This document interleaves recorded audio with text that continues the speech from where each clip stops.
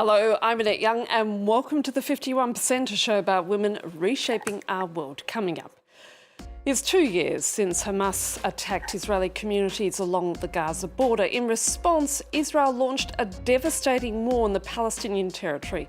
We take a closer look at the heavy toll the conflict has had on Palestinian women and girls.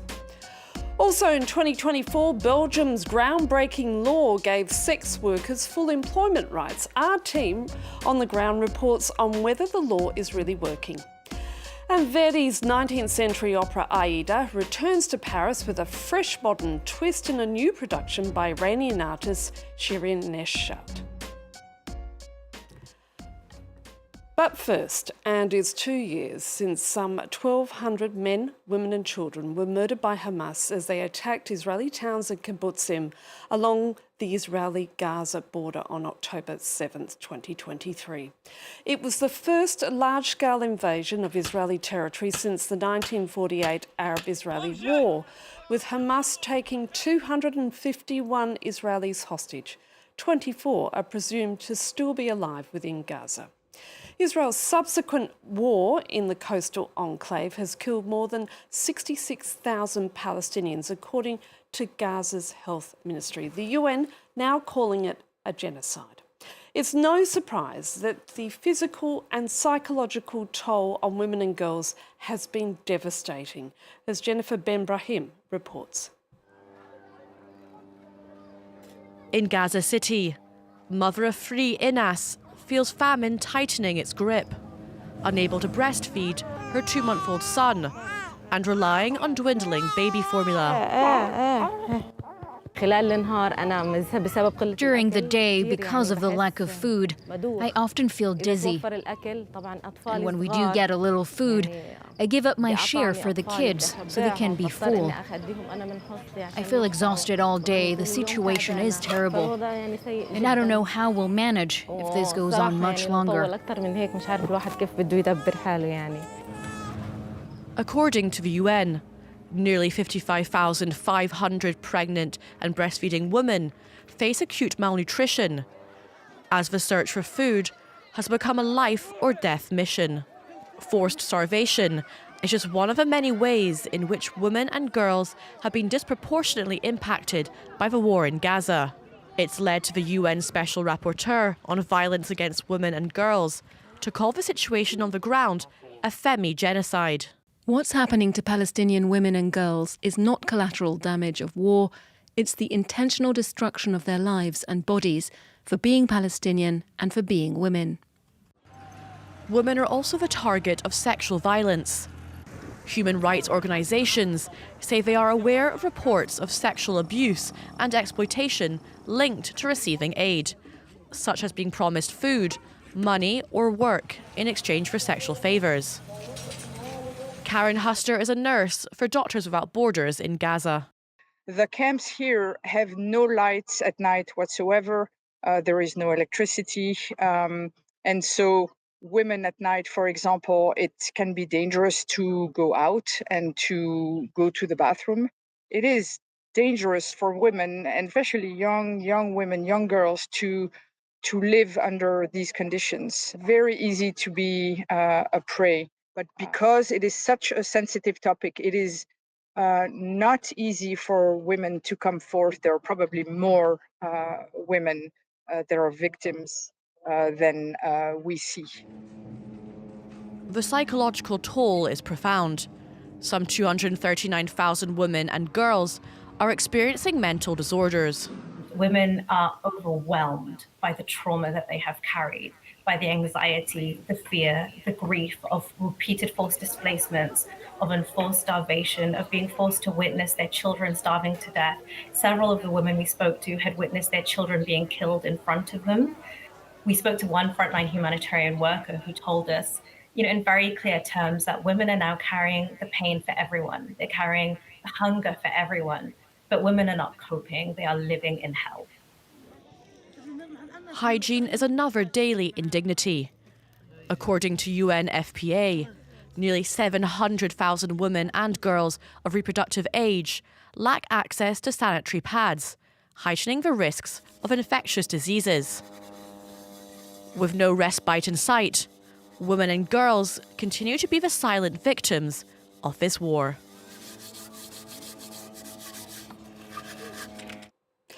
Now, last year, Belgium passed pioneering legislation which granted sex workers full employment rights, including access to maternity leave and unemployment benefits. So what has it meant for the country's sex workers, and does it actually work? This report from our team on the ground.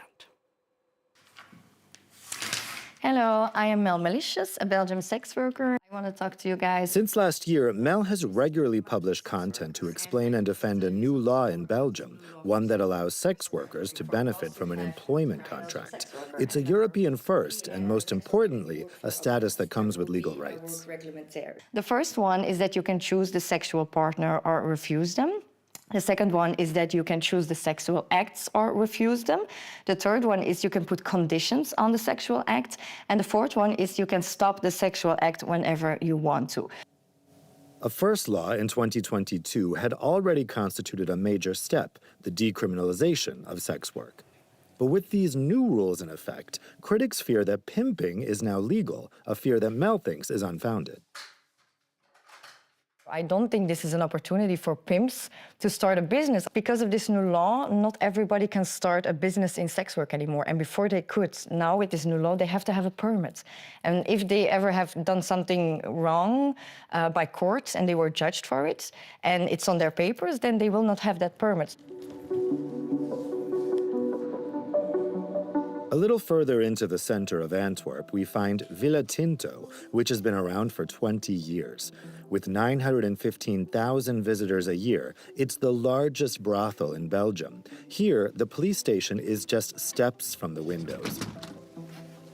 The owner shows us around one of them, equipped with security buttons connected directly to the police and a fingerprint sensor at the entrance. She was consulted on the drafting of the new law and is convinced that prostitution must be regulated. It was already in Middle Ages, but also the time of Greece and Rome, it already existed. And it will always be exist. I think it's something very human. And you can like it or you cannot like it, but it will be there. And if you do like it doesn't exist, it's a little bit hypocrite, and you push it also away in a dark and criminal corner where there is possibility to use those people.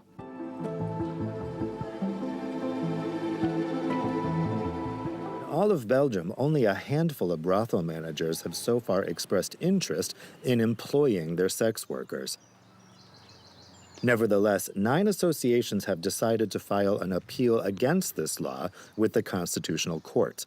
Among them is Isala, an organization that supports former prostitutes like Pascal Rouge, who is outraged that prostitution can be described as just another job. I just want to say, ladies and gentlemen ministers who signed this law, have you thought about it?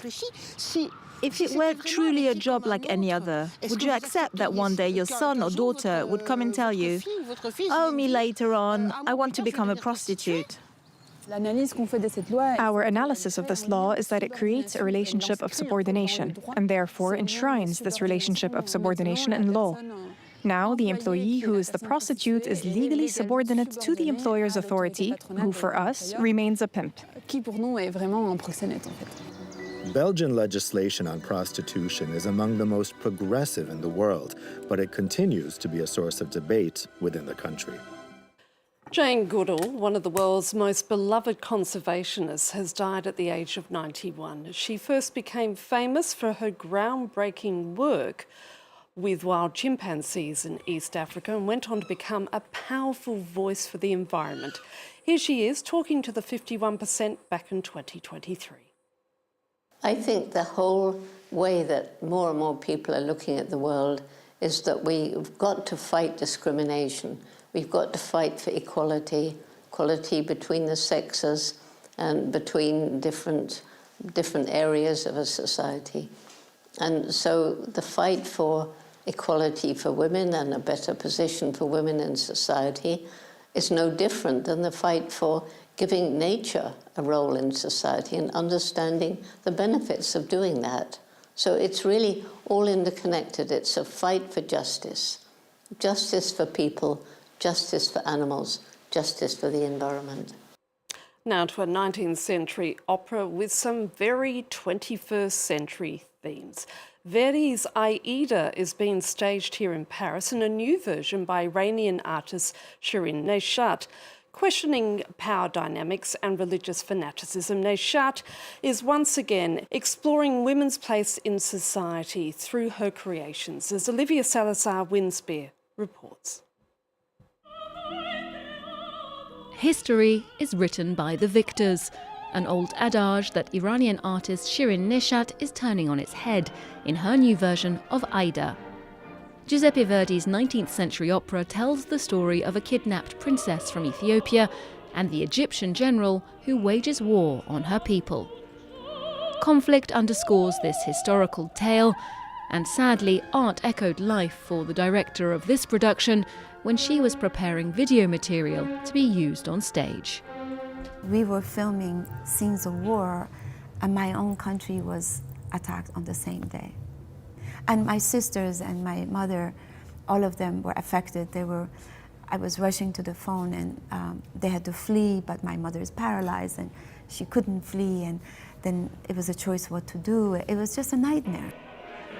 While keen to emphasize the violence and brutality of the current situation in Gaza, Neshat says it was the intersection of religion and politics in her home country that first lit her creative spark. She, like Aida, is a woman living in exile.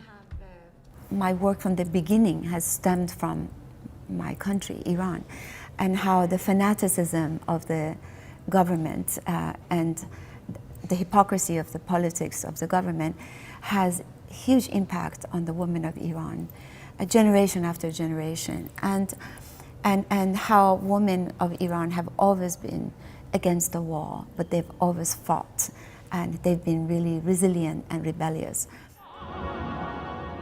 It's the first time this award-winning artist has turned her hand to opera, having made a name for herself in photography and film.